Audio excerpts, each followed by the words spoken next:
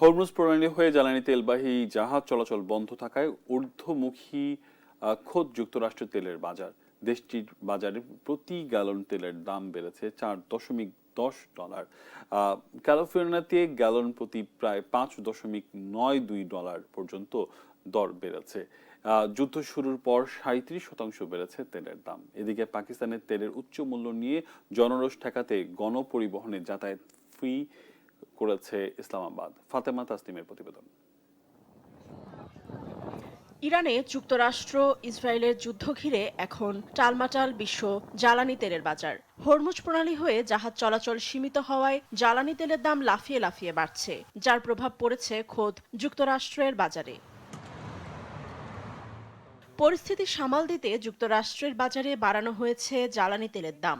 দেশটিতে প্রতি গ্যালন জ্বালানি তেলের গড় মূল্য দাঁড়িয়েছে $4.10, যা গেল সপ্তাহের তুলনায় 12 সেন্ট বেশি। যুক্তরাষ্ট্রের অঙ্গরাজ্যগুলোতে দেখা দিয়েছে দামের পার্থক্য।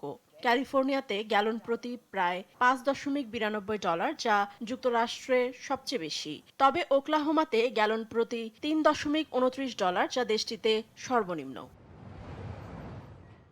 ইরানের সঙ্গে যুক্তরাষ্ট্র ও ইসরায়েলের যুদ্ধ শুরুর পর জ্বালানি তেলের দাম প্রায় 37% বেড়েছে। গুরুত্বপূর্ণ বৈশ্বিক জলপথ হরমুজ প্রণালী দিয়ে বিশ্বের প্রায় 20% তেল পরিবহন করা হয়। হরমুজ প্রণালী বন্ধ করা এবং মধ্যপ্রাচ্যে তেল উৎপাদন কমে যাওয়ায় হু হু করে বেড়েছে দাম। জ্বালানি তেলের দাম আকাশ ছোঁয়া হয় মার্কিন প্রেসিডেন্ট ট্রাম্পকে দুষছেন শিকাগোর বাসিন্দারা। শিকাগোয় একটি গ্যাস স্টেশনের বাইরে গাড়ি চালকদের লম্বা লাইন দেখা যায়। দীর্ঘ সময় অপেক্ষাও করেন গাড়ি চালকরা। খুবই খারাপ অবস্থা, দামটা ভয়াবহ বেশি। ট্রাম্পের দাম কমানোর কথা ছিল, কিন্তু তিনি দাম আরো বাড়িয়ে দিয়েছেন। আমরা জানি না দাম কবে কমবে, তবে আশা করি খুব তাড়াতাড়ি কমবে, কারণ এতে আমাদের খুব ক্ষতি হচ্ছে। আমরা অনেকে ট্রাক চালাই, আমাদের নিজেদের গাড়িও আছে, আমাদের কাছে যথেষ্ট টাকা নেই।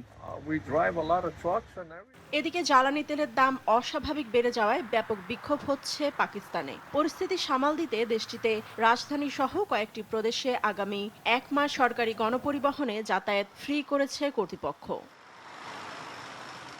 ফাতেমা তাসনিম, নিউজ ডেস্ক, দেশ টিভি।